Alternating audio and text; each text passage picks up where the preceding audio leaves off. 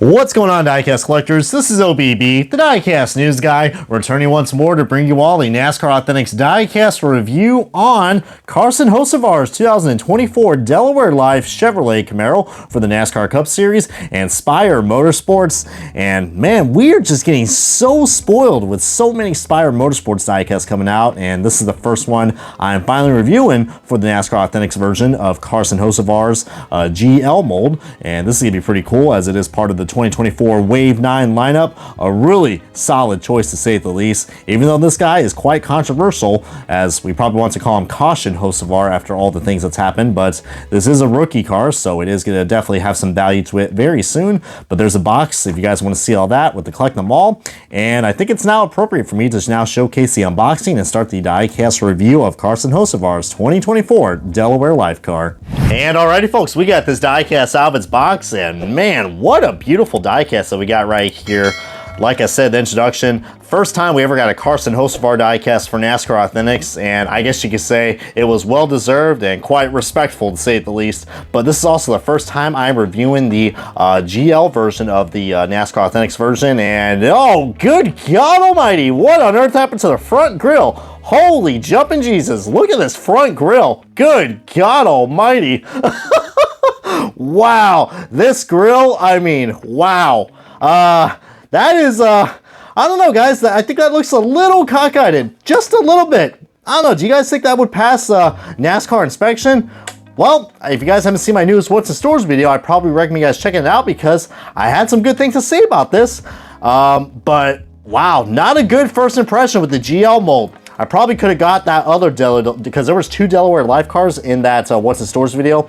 It looks like I grabbed the wrong one. Couldn't really tell by the camera angle because how these cars are packaged with the reflection. So I thought this car looked okay.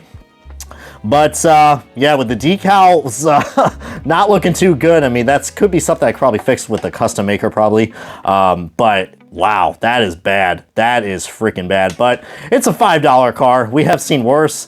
But from what I heard, that this has been a common issue with the GL cars. Not only that, but I don't know if you guys can tell, the decals on this are very wrinkly. Like, I'm trying my best to not like give you guys the crazy overexposure, but just look how wrinkly the decal is on the front. Like, look at this, man. I'm afraid if I'm able to touch it, that this car probably might like self-combust or something, dude. So I don't know, man. That's I mean, is it better than blurry decals? Sure, but look, man, I mean, yeah, you can definitely see the freaking decal just being folded right here. It looks like they probably heated up these decals or however they wrap these up, like shrink wrap them or something, but I'm not sure how the process works because I don't really make custom diecasts, but I could probably do a better job than these mass retailers. I mean, I am aware that these cars are mass produced, but let's not talk about that front. But we do got the Sunoco and the Sunoco Rookie of the Year logo, which, by the way, 2024 is the last time we ever had rookie stripes. And if you're wondering, yes, this car does have rookie stripes.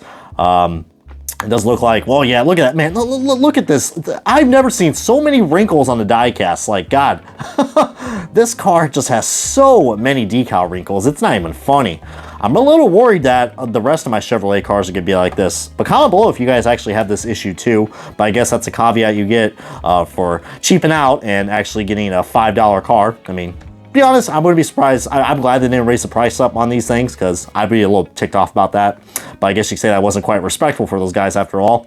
But we do got some more decal issues, and I'm trying to see if there is a Celsius logo on here, but I don't think there is. That would be kind of funny though. Carson Hocevar's name right here.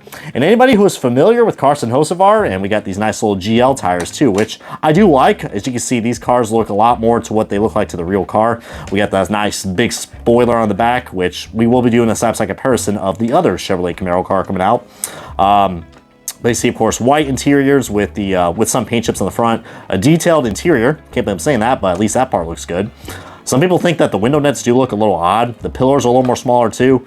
And it's a little hard to tell. I mean, because the roof rails are a little more pronounced compared to the Camry and Ford Mustangs I've reviewed before, which you guys have already. Check them out because you'll be surprised how some good quality some of these diecasts are. Can't say it about this one though. More decal wrinkles. I mean, good God almighty. Definitely am going to switch this out for a better one.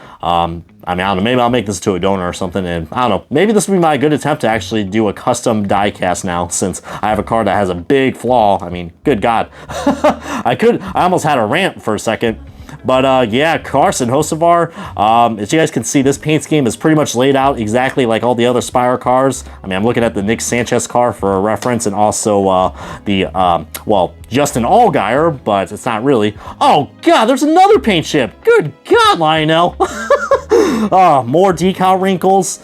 Good God, they are not giving me the respect on this diecast review. Ah, man, they need to take that respect out there. I mean, I know that's a Spire thing, but this diecast is not getting the respect it deserves. And neither does the Carson Hocevar. I mean, I know, there's a laundry list of drivers who, and look, there's paint bubbles too. I mean, decal bubbles. Good God, this thing probably was made in Temu for all I care. Another big paint chip right here, just, yeah, this definitely gets an F- in terms of quality. But you know, I'm gonna get those comments are gonna be like, well, it's a $5 toy car. What did you expect? Look at all the other NASCAR Authentics diecasts I reviewed, and plus the $8 cards that I get from Winter Circles. That's probably a good reason why I like collecting the Winter Circle diecast, because we don't have issues like this.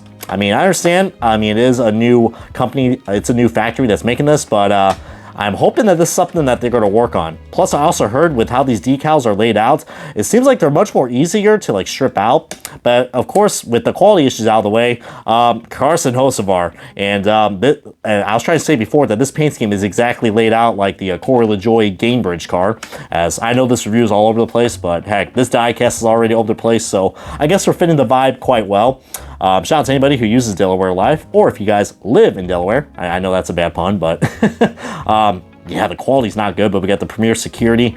Every time I see that Premier Security logo, I just want to think of Pepsi. Man, I hope they do like a Jeff Gordon Pepsi throwback on this car one of these days, because that logo looks really close to a Pepsi logo, or the old Pepsi logo.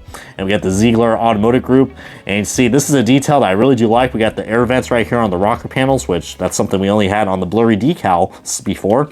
But this is a car that he drove multiple races in 2024, including the start of the 2024 LA Clash, which was the final one. And yeah, Carson Hocevar has not made a lot of friends. I mean, heck, you know, I was kind of supporting the kid at first, but you know, he's done a lot. He's done like a laundry list of shenanigans in the Truck Series, and then with what he did at Gateway with Harrison Burton, and then, or was it Texas where I remember? It was one of those races. And then, of course, what recently happened at Atlanta. I mean, he messed with my boy Ryan Blaney. So sadly, I got to put Carson Hocevar on the shit list, but you know, he does have some growing up and maturing to do. But I don't know, it just seems like he just has like that type of driving style where he's just very careless. But hey, we've seen many other drivers have careless driving styles before, like Chastain and Logano, and even Kyle Busch too. Oh yeah. So if you're a Kyle Busch fan, I don't recommend picking up this car. But now let's get on to the side-by-side comparison of another Spire Motorsports car, which if you guys are thinking this is the Carson Hocevar version, this ain't. This is Josh Bilicki's 2022 car, because I have not picked up his 2024 car yet. I probably should have, because yeah, I mean, if you guys think I'm crazy, just look at the side-by-side comparisons of this Camaro with the other one. And yeah, that front end is just absolutely horrendous. So I apologize if you guys wanted me to do a simpler and more positive diecast review. But sadly, I can't do that because heck, we get quality like this. But I don't know. Comment below if you guys have this issue as well, but yeah, I do love the added details that we get, as we got the nice overexposure right here. And the back, I mean, as you guys can see, in terms of like the body style, like I said, it does feel a lot more lighter. It's not as detailed or pronounced as the EL mold. And I'm saying that's EL because that's what the bottom of the car says, those two letters, compared to here, which is the, you know, I almost said ZL1, but the GL mold. But yeah, let me know if you guys prefer the EL mold or the GL mold, which I think we're already going to know what the comment of the, you know, what the top comment of the video is going to be, since, yeah, just watch out when you're buying these cars, especially if you get them on eBay. I mean, I can't imagine if anybody is willing to pay a horrendous price on eBay to get a car looking like this. But I don't know, that's just my 2 cents. But anyways, with this extended review out of the way, I guess I want to go ahead and wrap it up right here. So this is going to end the diecast review of Carson Hocevar's, as I'm having a stroke right now looking at that front 2024 Delaware Life Chevrolet Camaro for the NASCAR Cup Series and Spire Motorsports. Comment, subscribe. This has been OBB, the diecast news guy, and I don't know, I'm gonna go get another Carson Hocevar car so I can I don't know, maybe I'll go drink a Celsius too. So see y'all later.